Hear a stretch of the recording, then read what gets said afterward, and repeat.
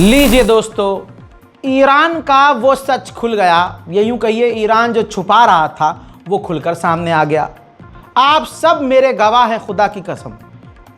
पिछले 15 दिन से मैं लगातार कह रहा हूं कि ईरान के अंदर जो धमाके हो रहे हैं, बिल्डिंग्स के अंदर धमाके हो रहे हैं, बिल्डिंग के बाहर धमाके हो रहे हैं, पाइपलाइन दबादब फटे जा रही है। अभी लास्ट रिपोर्ट में मैंने ये कहा था कि ईरान के अंदर मूसाद है और मूसाद कर रहा है।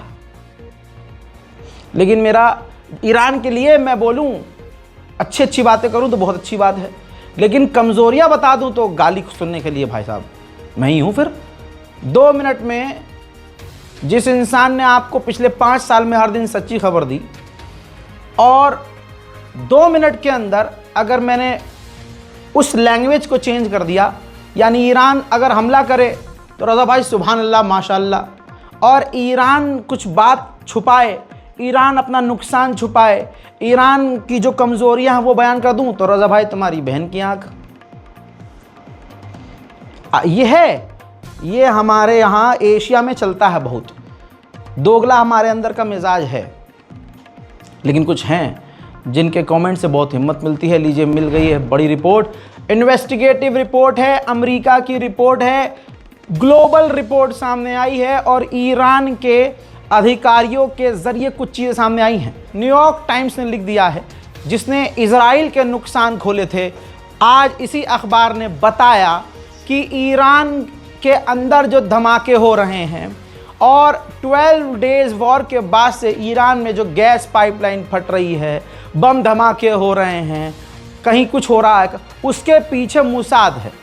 और मूसाद ये कर इसलिए रहा है ताकि ईरान में डर पैदा हो, ईरान के लोग खौफ में आएं, ईरान के लोग बुरी तरह से डर जाएं, सरकार से सवाल करें, सरकार के खिलाफ प्रदर्शन करें और सरकार गिर जाए।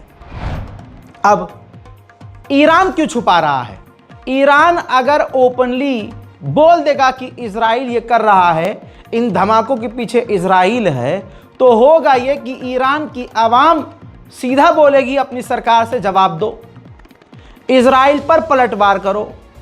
तो होगा ये कि एक फिर से जंग बड़ी छिड़ जाएगी और ईरान नहीं चाहता कि दोबारा से जंग छिड़े। तो दोस्तों, ये वो सच है जो पिछले 15 दिन से मैं आपको बता रहा था। अब उसके तमाम रिपोर्ट्स मंजर आम पर आ चुकी हैं। ईरानी अधिकारी इसको मान रहे हैं कि हाँ, इसके पीछे इजराइल है। क्लियर हो गया आज? अल्हम्दुलिल्लाह। अब सुनिए, ऐसे ही धमाके जैसे ईरान में हो रहे हैं, गैस पाइपलाइन फटना, गैस की पाइप फट जाना और धमाके होना, मेरे दोस्तों ऐसा ही इजराइल के अंदर हो रहा है। तस्वीर आपके सामने, कई तस्वीरें हैं दोस्तों। इजराइल के अंदर भी गैस पाइपलाइन फट रही है, फ्लैट्स के अंदर, अपार्टमेंट्स के अंदर आग लग रही है। संदिग्ध परिस्थितियों वाले हमले कहे जाएं तो भाई इजराइल में भी हो रहे हैं। क्या इसके पीछे ईरान है? क्या ईरान अब एडवांस दिमाग चला रहा है कि जैसा दुश्मन कर रहा है वैसा हम भी करेंगे? क्योंकि ये भी रिपोर्ट्स हैं और आप ये जानते हैं कि ईरान भी मूसाद की तरह जासूस अपने इजराइल के अंदर पाल कर बैठा है। तो जाहिर सी बात है इसके पीछे ईरान हो सकता है। तस्वीर देखिए ना आप, कई जगह धमाके हुए हैं, कई जगह आग लगी है और इजराइल भी इसको ईरान की तरह एक्सेप्ट नहीं कर रहा है कि इसके पीछे ईरान है। अब देखिए, ये सुमड़ी में जंग चल रही है, खुले में नहीं, ऐसा लग रहा है सुमड़ी में जंग चल रही है। इसीलिए मैंने कहा था कि भाई ईरान मत जाओ। बहरहाल अब आपको बता दूं कि इसके बाद ईरान में भी संदिग्ध आग लगी है। वजह नहीं पता है, अब हमको पता है और आपको भी अच्छे से पता है। ये देखिए आग, देखिए ईरान के सनंदाज नाम के इलाके में बहुत ही खतरनाक आग लगी है। जो धुआं आप देख रहे हैं आसमान में, इससे आप समझ सकते हैं कि ये विस्फोट हुआ है, ये आग लगी है। लेकिन जो कुछ भी हुआ है बड़ा हुआ है। इतना ही नहीं, इस्फहान यूनिवर्सिटी ऑफ टेक्नोलॉजी के अंदर आग लगी है, धमाके की आवाज़ आई है, 2 धमाके की आवाज़ आई है। ये देखिए, देख लीजिए भाई, अपनी आंखों से देखिए। मैं बोलता हूं तो लोग कहते हैं कि भाई साहब, अब कहा जा रहा है कि इलेक्ट्रिकल जो है कोई फंक्शन या फॉल्ट हुआ था, तार वार में आग लगी, कुछ हुआ, क्या हुआ ये बात की बात है, लेकिन सामने आपके मंजर है कि ये ईरान में हो रहा है। इजरायली हमलों में जंग के दौरान ईरान के कई कमांडर बुरी तरह से घायल हुए, सैकड़ों तो मारे गए, लेकिन जो बुरी तरह से घायल थे, आपकी स्क्रीन पर सीनियर कमांडर कहा जा रहा है, जावेद नारंजी इनका नाम था, बुरी तरह से घायल थे। सीनियर कमांडरों में से इनका जनरल और कमांडर लेवल पर इनका जो है नियुक्ति थी। और आपको बता दूं कि ये बुरी तरह से घायल हुए थे, अस्पताल में भर्ती थे, मारे गए हैं। उधर ईरान ने वही डर जताया जो पिछले कई समय से मैं आपको बता रहा हूं। ईरान ने फिर से कह दिया है कि हमें डर है कि अमेरिका न्यूक्लियर टॉक के बहाने पिछली बार की तरह एक बार फिर से हम पर हमला कर सकता है। वहीं ईरान पूरी तरह से अलर्ट पर है और अमेरिका से बात करने से पहले वो जो अपनी शर्त रखना चाहता है, वो कंडीशन और वो शर्तें बना रहा है। मीटिंग चल रही है कि अमेरिका अगर हमारी ये शर्तें मानेगा तो हम बात करेंगे। ईरान के विदेश मंत्री का बयान आया है। ईरान के विदेश मंत्री कह रहे हैं कि हमारी पोजीशन अभी चेंज नहीं हुई है, हम अपना यूरेनियम का एनरिचमेंट बंद नहीं करेंगे और जो हमारा न्यूक्लियर प्रोग्राम है उससे हम पीछे नहीं हटेंगे। बखुसूस बाद از این جنگی که اخیر رخ داد به نظرم لازم بود که حتما اینها مطلع باشند که مواضع جمهوری اسلامی ایران همچنان قوی و استوار هست و غنیسازی ما ادامه پیدا خواهد کرد و اینطور نیست که ما از این حق مردم ایران صرف نظر بکنیم. البته جمهوری اسلامی ایران همواره آمادگی داشته که برنامه هسته صلح‌آمیز خودش رو در یک چارچوب معقول و منطقی جلو ببره. ما هیچ وقت کوتاهی نکردیم از اینکه جلب اعتماد کشورهایی که احیانا نگران باشند رو بکنیم. البته वहीं अमेरिका के विदेश मंत्री ने इराक के प्रधानमंत्री से बात की है फोन पर और कहा है अमेरिका के विदेश मंत्री ने कि हम चाहते हैं कि ईरान के इन्फ्लुएंस से इराक आज़ाद हो और इराक के अंदर अमेरिकी कंपनियों पे जो ड्रोन हमले हो रहे हैं हम उसकी निंदा करते हैं और इसकी जांच करेंगे। उधर मेरे दोस्तों, ना से अच्छा कुछ तो होता है। मतलब आदमी अगर 1% मदद भी नहीं कर रहा है, मान लीजिए फॉर एग्जांपल जंग हो रही है और 50% उम्मीद है कि रशिया मदद करेगा, वो मदद ना करके अगर 1% ही मदद कर दे तो कुछ ना होने से कुछ तो बेहतर है। अब देखिए, रशिया के रॉकेट के अंदर ईरान अपना सैटेलाइट लॉन्च करने वाला है, यानी रशिया ने परमिशन दी है और ईरान पूरी तैयारी पर है और दुनिया की, खासकर अमेरिका इजराइल की इस सैटेलाइट लॉन्च पर नज़र है। दुनिया ईरान को कितना भी कमज़ोर कहे, हर इंसान में कहीं ना कहीं कुछ ना कुछ खामी होती है। जैसे ईरान की सिक्योरिटी इंटरनल काफ़ी वीक है, लेकिन ईरान उस पर काम कर रहा है। लेकिन ईरान का भौकाल दुनिया देख चुकी है। ज़रा इस तस्वीर को देखिए जिसे जारी किया है ईरान ने, जिसके अंदर आप देख सकते हैं कि हेलीकॉप्टर के अंदर से ईरान के गार्ड वीडियो बना रहे हैं और नीचे जो आपको युद्धपोत नज़र आ रहा है वो अमेरिका का है, जो ईरान के समुद्री इलाके के आसपास आ गया था, जिसे इसी हेलीकॉप्टर के ज़रिए धमकी दी गई, वार्निंग दी गई, अमेरिका के युद्धपोत को धमकाया गया। जिसके बाद आप देख सकते हैं वीडियो के अंदर ही कि अमेरिका का युद्धपोत जब ईरान की धमकी से दहलता है तो तुरंत उस इलाके से बाहर निकल गया। इजराइल के विदेश मंत्री सीधा पहुंचे यूक्रेन और यूक्रेन पहुंचने के बाद उन्होंने ऐलान करके वहां भी गंदगी मचाई और कहा कि ईरान सिर्फ इजराइल के लिए नहीं बल्कि यूक्रेन के लिए भी खतरा है। Iran not only threatened Israel, it threatened regional and global security.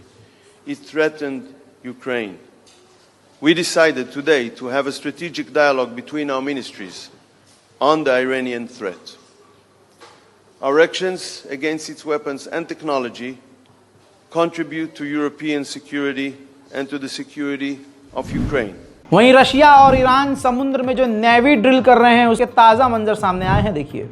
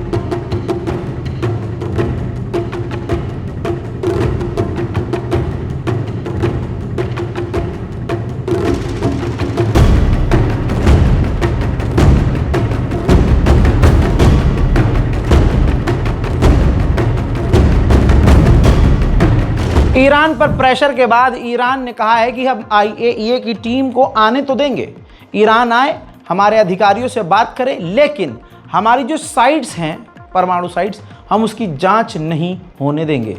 उधर ईरान ने फिर से आधिकारिक तौर से कह दिया है कि हम अमेरिका से बातचीत करने को तैयार हैं जब तक हमारे प्रिंसिपल्स, हमारे नियम, हमारे कानून की इज्जत की जाती है तब तक।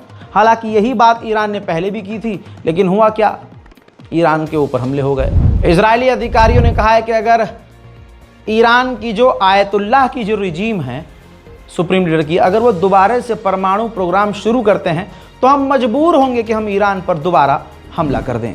उधर इजराइल एरो 1, 2, 3 इन तीनों जो एयर डिफेंस सिस्टम है, जिनके ये वर्जन है, एरो 1, एरो 2, एरो 3, इनकी प्रोडक्शंस को बढ़ा रहा है, क्योंकि ये तमाम ख़तरनाक एयर डिफेंस सिस्टम होने के बावजूद ईरान की मिसाइलों ने, चंद मिसाइलों ने इजराइल का जो नक्शा बदला है, जो थोबड़ा बिगाड़ा है, वो इजराइल अभी तक भूल नहीं पाया है। उधर ईरान जाने से मैं इसीलिए बार बार मना कर रहा हूँ, ज़रा इस तस्वीर को देखिए। ईरान के बेहद करीब अमेरिका का जासूसी ड्रोन लगातार चक्कर काट रहा है। ईरान के लिए एक और बड़ा खतरा ये है कि जंगजोर कॉरिडोर, जो ईरान के बेहद करीब है, बिल्कुल बॉर्डर मिला हुआ है, वो जंगजोर कॉरिडोर आर्मीनिया अमेरिका को लीज पर यानी किराए पर देने को तैयार हो गया है। ये सीधा ईरान के लिए बड़ा खतरा है। ईरान में लगातार हमले हो रहे हैं। अब ये 2 IRGC के जवान थे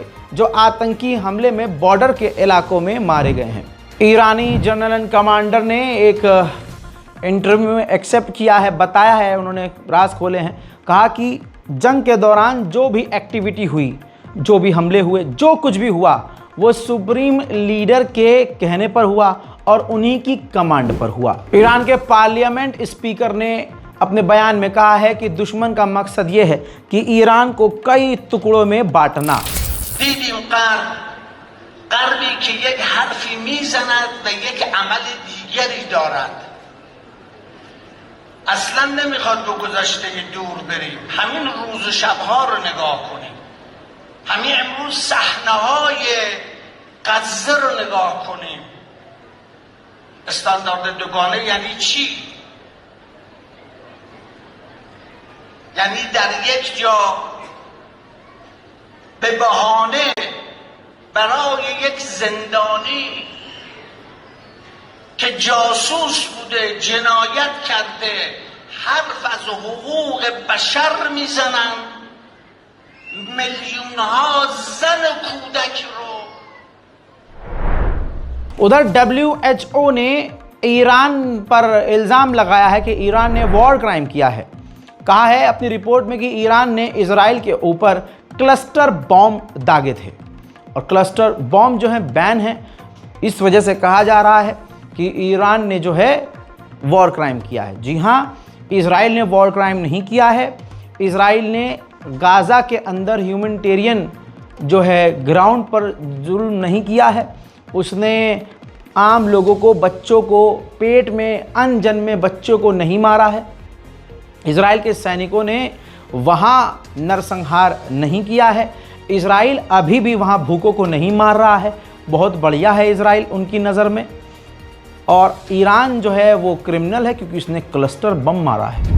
ईरान के राष्ट्रपति पेज़ेश्कियान ने कहा कि इजराइल कोई शक नहीं कि वो एक इलाके के लिए ट्यूमर है। वो तमाम मुस्लिम देशों की ज़मीन पर कब्ज़ा करना चाहता है और वो हमला करेगा। ईरान के राष्ट्रपति ने यह भी कहा अपने इंटरव्यू में, साफ कहा है कि न्यूक्लियर प्रोग्राम एक बहाना है, उसे बस हम पर हमला करना था, जो आगे भी वो कर सकता है। हमें इजराइल पर भरोसा नहीं है। पेज़ेश्कियान ने आगे ये भी कहा कि अमेरिका की ही परमिशन से इजराइल ने हम पर हमला किया था। आगे उन्होंने कहा कि हमें मालूम है कि आगे भी ये हम पर हमला कर सकता है और हमारी फ़ौज पूरी तैयारी कर रही है। पेज़ेश्कियान ने आगे ये भी धमकी दे दी कि अगर इजराइल ने हमला किया तो हम इजराइल के काफ़ी अंदर हमला करेंगे। राष्ट्रपति ने यह भी कह दिया कि जो लोग भी ये कह रहे हैं कि ईरान का न्यूक्लियर प्रोग्राम ख़त्म हो गया है, ये सिर्फ एक इल्यूज़न है, वो अपने अलग ही दुनिया में है, हम अपना प्रोग्राम कभी बंद नहीं करेंगे। पेज़ेश्कियान ने बड़ा खुलासा करते हुए कहा कि सिर्फ इजराइल के अंदर के जो आयरन डोम थे, हमने सिर्फ उसको निशाना नहीं बनाया, इलाकों का नाम नहीं लिया उन्होंने कहा कि और भी जो आसपास के इलाके में इजराइल के आयरन डोम थे, हमने उनको भी तबाह किया था। उधर पेजेश्कियान ने ईरान की सबसे बड़ी मुसीबत का भी जिक्र किया, कंफर्म कर दिया कि तेहरान में पानी नहीं है और जो हालात बने हुए हैं, जिस तरह का सूखा पड़ रहा है, आगे ऐसा लगता है कि ऐसे हालात रहे तो हम अपने लोगों को पानी नहीं दे पाएंगे। तेहरान के जो वाटर मिनिस्टर हैं, जो वहाँ के पानी की कंपनियों को मैनेज करते हैं, उन्होंने कहा एक इंटरव्यू में, ये वो इंटरव्यू है, उन्होंने साफ कहा कि पिछले 60 साल में तेहरान में पानी की कभी इतनी किल्लत नहीं हुई जितनी आज हो रही है। ईरान में हालात इतने ख़राब हैं तेहरान में कि जो स्विमिंग पूल के लिए जो सप्लाई पानी की जाती है, तमाम तेहरान के स्विमिंग पूल की सप्लाई, वाटर सप्लाई को रोक दिया गया है। हजरात, ये है ईरान की तमाम डिटेल जानकारी, लिहाजा इस रिपोर्ट को शेयर कीजिए। गाज़ा और फ़िलिस्तीन की मदद के लिए इस बारकोड का इस्तेमाल ज़रूर कीजिए ताकि हम गाज़ा और फ़िलिस्तीन को कुछ मदद भेज सकें। फ़िलहाल के लिए इस रिपोर्ट में इतना ही। इस रिपोर्ट को शेयर कीजिएगा। जय हिंद।